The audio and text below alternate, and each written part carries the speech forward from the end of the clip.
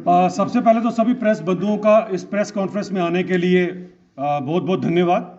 आज की जो ये प्रेस कॉन्फ्रेंस है ये basically as Abhijeet Jasrotia spokesperson BJP तो हम कर ही रहे हैं, प्लस जो इंचार्ज पॉलिसी रिसर्च डिपार्टमेट जिसके अंदर हम लोग रिसर्च वर्क करते रहते हैं, उस रिसर्च वर्क के अंदर जो मेरी टीम है जिसमें एडवोकेट जसमीत कौर पांडे और डॉक्टर मैक्सन है, इन सब के एक एफर्ट्स के साथ हमने एक पुरानी रिपोर्ट निकाली है, जिस रिपोर्ट के द्वारा हम खासकर नेशनल कॉन्फ्रेंस और कांग्रेस को आज आप सबके सामने एक्सपोज करने जा रहे हैं। और मेरे साथ हमारे जो गुजर लीडर हैं, हमारे एसटी मोर्चा के हरुण सलारिया जी भी है और हमारे प्रोफेसर गारू राम जी जो हमारे एससी मोर्चे के प्रेसिडेंट है वो भी हमारे साथ है। और इन दोनों को आज साथ में बिठाने का यही रीज़न है कि एससी एसटी कम्युनिटी के साथ किस तरह से इन्होंने खिलवाड़ किया और ऑटोनॉमी जिसकी बात नेशनल कॉन्फ्रेंस और पीडीपी आज तक करती रही, उस ऑटोनॉमी के कारण इन्होंने कितनी बड़ी एक कॉन्स्पिरेसी के चलते इस कम्युनिटीज़ को जो क्षति पहुंचाने के लिए एक बहुत बड़ा एक जाल बुना।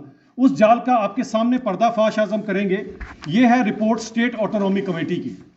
ये जो कमेटी बनी थी, इस कमेटी की अगर आप रिपोर्ट की अकॉर्डिंग चलेंगे तो ये 1997 की रिपोर्ट है, जिस रिपोर्ट के अंदर आप देखें एक कमेटी फ्रेम हुई फारूक अब्दुल्ला साहब के द्वारा और सब लीडरों के द्वारा। एक रिपोर्ट के अंदर एक कमेटी बनती है और उस कमेटी का हेड किसे बनाया जाता है आप ये देख सकते हैं, डॉक्टर करण सिंह को, जो कि कांग्रेस के बड़े दिग्गज लीडर और बड़े नाम रखते हैं, जो उनको इसका हेड बनाया जाता है, डॉक्टर करण सिंह को। और बाकी सारे लीडर्स जो उसके अंदर डाले जाते हैं नेशनल कॉन्फ्रेंस के मैक्सिमम लीडर्स हैं, जो सब के सब हैंड इन ग्लव में जो वर्ड यूज करूंगा, कॉन्स्पिरेसी की जाती है एसटी और एससी कम्युनिटीज को।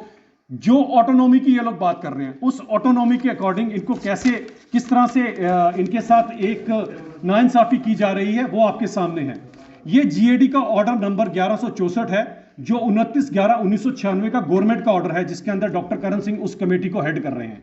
अब इसके अंदर जो विशेष चीज आपको जान लेना जरूरी है कि जैसे इन सब पार्टियों ने आज तक हमेशा ऑटोनॉमी की बात की और धारा 370 की आड़ में इस ऑटोनॉमी की बात करते थे, लेकिन ये दो कम्युनिटीज, एससी कम्युनिटी और एसटी कम्युनिटी, और खासकर एसटी कम्युनिटी जिसको उन्होंने हमेशा ही ऑन ए राइड लिया और अपना वोट बैंक समझ के इस्तेमाल किया। अब इसके अंदर ये एक 11 नंबर का पॉइंट है जिसमें ये आर्टिकल 332, आर्टिकल 337 और 339 उसकी एब्रोगेशन की बात करते हैं कि इस आर्टिकल हिंदुस्तान के इस कॉन्स्टिट्यूशन को हम नहीं मानेंगे। और ये कॉन्स्टिट्यूशन भाइयों आप सबको बताना जरूरी है भाइयों और बहनों, वो इंपॉर्टेंट ये है कि ये आर्टिकल जो है that is pertaining to reservation for SC community and ST community.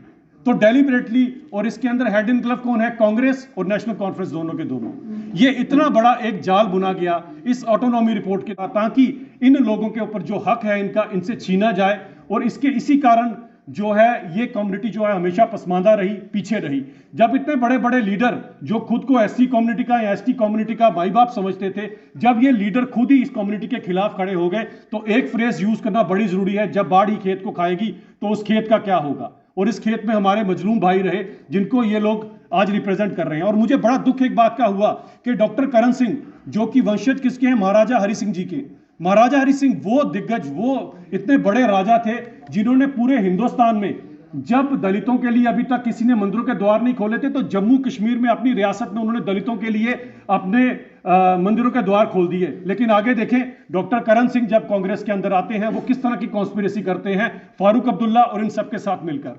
तो एक बहुत बड़ा एक्सपोज है। मैं आपको एक और छोटा सा इंसिडेंट महाराजा हरि सिंह का जरूर बताना चाहूंगा कि कितना प्यार था उनको खासकर दलितों के साथ और एसटी कम्युनिटी के साथ। एसटी कम्युनिटी की बात एक आपको बताऊं कि जब महाराजा हरि सिंह जी का एक काफिला जा रहा था, आगे एक बकरवाल भाई अपनी भेड़ बकरियां लेकर जा रहा था और उस समय उनका सिक्योरिटी गार्ड गाड़ी में से उतरा और जाकर उसने बकरवाल भाई को पकड़ा और कहा कि अपनी भेड़े पीछे कर। तो क्या कहा था सलारी साहब उन्होंने? उस सबसे पहले सबको मेरी तरफ से आदाब। मैं कहूंगा कि सबसे अगर कोई धोखेबाज पार्टी है वो कांग्रेस, नेशनल कॉन्फ्रेंस और पीडीपी है। अगर महाराजा की बात करें तो एक ज़माने में हमारे महाराजा जी बाई रोड यहाँ रामबन से कश्मीर के लिए जा रहे थे, तो आगे रास्ते में हमारे एसटी लोग आगे अपना डेरा और भेड़ बकरियाँ लेकर, तो वहाँ काफिला रुकवा दिया और जो सिक्योरिटी गार्ड है वो नीचे उतरा। उसने कहा भाई यहाँ महाराजा जी आप एक काम करो, साइड मार जाओ। महाराजा जी बैठे हैं, तो वो बकरवाल जो था वो नीचे उतरा। उसने फख्र से कहा उस सिक्योरिटी गार्ड को कहा आपको पता है कि यहाँ महाराजा हरि सिंह को राज है, महाराजा हरि सिंह को राज है। तो इतना फख्र था हमारी कम्युनिटी को राजे पर। तो कहने का अरुण जी का मतलब यह है कि जिस कम्युनिटी के लिए महाराजा साहब ने इतना बड़ा कुछ किया, उसी कम्युनिटी को क्षति पहुंचाने के लिए ये कांग्रेस के लीडर यहां तक आज तक ये कॉन्स्पिरेसी बुनते रहे इनके खिलाफ। और हम ये चीज करके आज एक्सपोज कर देना चाहते हैं नेशनल कॉन्फ्रेंस और कांग्रेस को कि एससी एसटी कम्युनिटी के साथ इतना बड़ा दुष्व्यवहार और ऑटोनॉमी के जो ऑटोनॉमी की जो बात करते रहे स्टेट ऑटोनॉमी की, उसकी शेडो में इन लोगों ने कितनी बड़ी नाइंसाफी की है ये आप सबके सामने है। हम ये सब कागज आपको देंगे ताकि आप ये चीज दे सकें। और जिस आर्टिकल की एब्रोगेशन की बात कर रहे हैं that is clear cut article 332